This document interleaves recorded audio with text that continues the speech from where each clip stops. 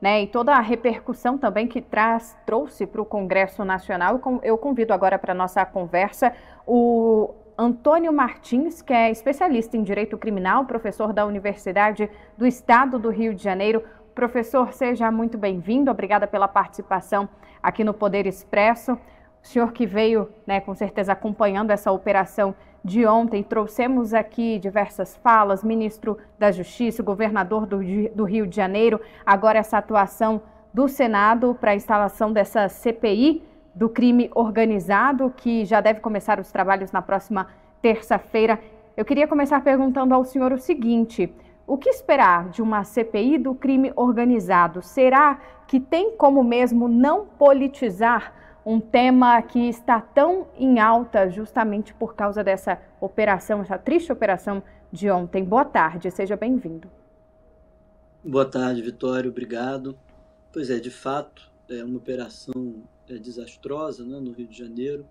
Me parece a instauração de uma CPI do crime organizado difícil vê-la com muita esperança.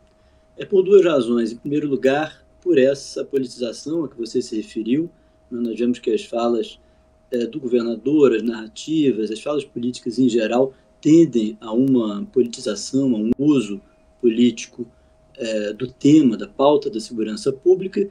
E, em segundo lugar, porque me parece que uma mudança de orientação na estratégia de segurança pública, na visão sobre a segurança pública, é improvável dos membros dos eventuais membros dessa CPI.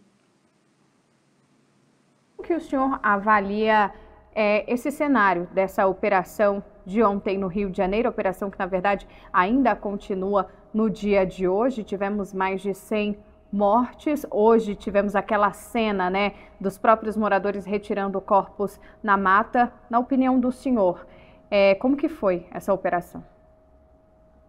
Bom, ela me parece uma operação com cerca de 130 pessoas mortas, uma operação desastrosa em qualquer cenário. Quer dizer, a apresentação de cálculos políticos no sentido de se houve ganhos ou não houve ganhos passa por cima de que se trata de uma política de extermínio. Né? A própria ideia de celebrar que a quantidade de vidas não envolvidas com atividades ilícitas, enfim, uma quantidade pequena de vidas, não, e a disputa sobre isso, me parece que já demonstra que a lógica do extermínio, a lógica da morte de pessoas, faz parte da visão de mundo celebrada por essa política de segurança pública. Uma política que trata parte do território como territórios a serem ocupados, a serem tomados, e que aposta num modelo militarizado de tratamento da segurança pública. Portanto, me parece que é a expressão de uma visão de mundo muito arraigada em certo setor, em amplos setores políticos, e certamente também no governo do Estado do Rio. A gente falou mais cedo, né, que o ministro da Justiça, Ricardo Lewandowski, e o diretor-geral da Polícia Federal, Andrei Rodrigues, estão neste momento, agora às 5 da tarde, a previsão de chegada era às 4h30, estão neste momento no Rio de Janeiro. Essa presença da PF, Ministério da Justiça, pode indicar uma intervenção federal? É difícil responder essa questão, quer dizer, prevendo o que vai acontecer. Existiu certamente um enfrentamento de narrativas. Né? No primeiro momento, o governador declarou que não teve ajuda, que o Rio está sozinho. Houve uma reação do ministro da Justiça no sentido de que seria incompetência do governador, de modo que o que me parece lamentável nisso é colocar a possibilidade de uma intervenção federal ou de uma cooperação mais intensa entre o governo federal e o governo estadual, submetido a discursos de ordem política no pior sentido, né? Quer dizer, é um uso realmente eleitoreiro desse problema. Se vai acontecer de fato uma intervenção federal ou não, não se pode prever. Agora, o que me parece é que o grande problema é que quando se fala em intervenção federal, quando se fala em apoio do governo federal a essa política do Estado do Rio de Janeiro, pensa-se num apoio no mesmo sentido, quer dizer, nessa mesma lógica belicista que não só não está dando certo para gerar maior segurança, para melhorar o problema da segurança pública, como vem gerando resultados alarmantes, não é, imediatos, como foi o caso da operação de ontem, que não foi um caso isolado. Aí o senhor está neste momento no Rio de Janeiro, o senhor que é professor da Universidade do Estado do Rio de Janeiro, está neste momento no Rio? Sim, estou no Rio. E como que o senhor, né, como morador também, avaliou toda essa situação? Hoje já está retomando a normalidade ou ainda não? Queria trazer também esse lado do senhor como morador. Bem, veja, ontem o cenário, eu estava em sala de aula, né, dando aula na Universidade Federal do Rio de Janeiro quando isso aconteceu, e houve um pânico assim por parte de uma parte dos alunos e alunas que precisavam ir para casa, que ficaram com medo de não conseguir chegar, porque há vias interditadas. A volta para casa foi muito caótica, não? Meios de transporte públicos lotados, pessoas realmente assustadas com aquilo, sem saber exatamente quando, como vão chegar em casa e medo. Agora, isso, de qualquer maneira, eu falo do lado privilegiado da população que não vive em áreas diretamente afetadas, em áreas de conflito. Quer dizer, isso chega a essa parcela privilegiada da população em situações mais excepcionais, enfim, resultado dessa intervenção, né, dessa operação catastrófica da polícia. Agora, a realidade das populações marginalizadas em geral, muito mais afetada por isso, faz muito mais parte do seu cotidiano, e é claro que ontem foi um cenário de guerra, um cenário de pânico, que pode ser, digamos assim, sentido, a reverberação desse medo, desse pânico, dessa preocupação, é claro que se faz sentir por toda a cidade, mas não há comparação do efeito causado nas populações marginalizadas, nas populações onde há uma intervenção direta, né, do poderio armado, e nas outras áreas da cidade.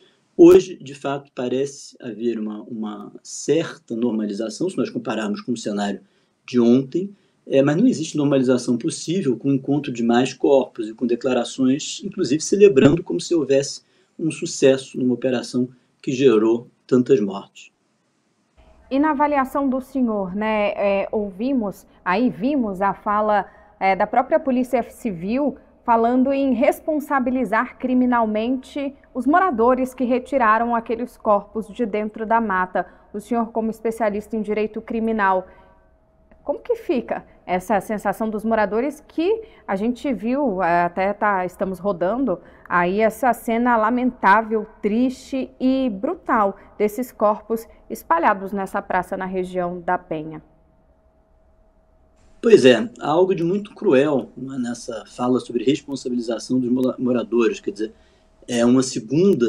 os moradores já são normalmente criminalizados no dia a dia da comunidade e são evidentemente vitimizados não só pela violência não estatal, pela violência de facções criminosas, mas também vitimizadas pelas ações irresponsáveis do Estado, como foi o caso da ação de ontem. Falar em nova responsabilização é um adensamento, não, um aprofundamento dessa vitimização, me parece uma covardia enorme, sobretudo em face das imagens, quer dizer, encontrar corpos, expor corpos, não pode ser tratado como uma atividade ilícita, e é claro que não há nenhum respaldo técnico para uma responsabilização de quem quer que seja por achar corpos, por exibir corpos, quer dizer, me parece, de fato, uma fala muito covarde relacionada aos moradores dessas comunidades e que tenta transferir uma parcela da responsabilidade de maneira realmente estapafúrdia para aqueles que são vitimizados diretamente pela irresponsabilidade da ação estatal.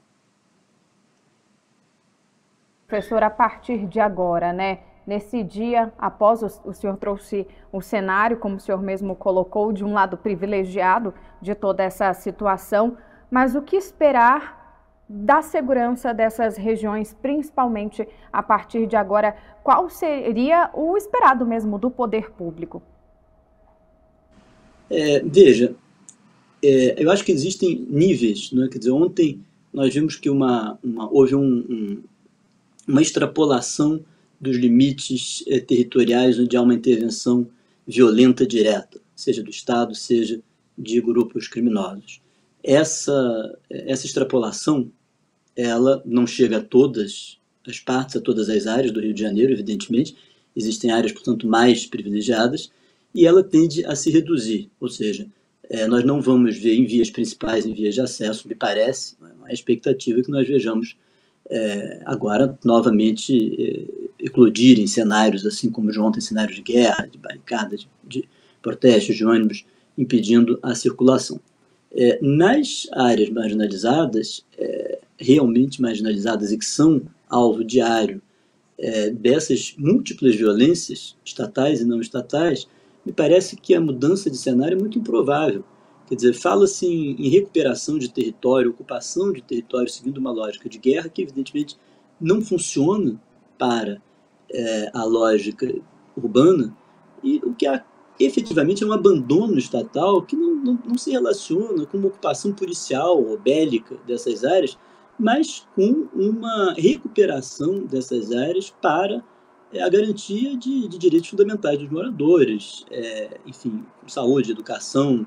E isso não vai acontecer, certamente não vai acontecer a curto e médio prazo, e isso tudo se reflete nos problemas de segurança dessas áreas, ou seja, elas continuam sendo tratadas como áreas de conflito, por um lado e por outro. E áreas de conflito, efetivamente, não têm garantia de segurança.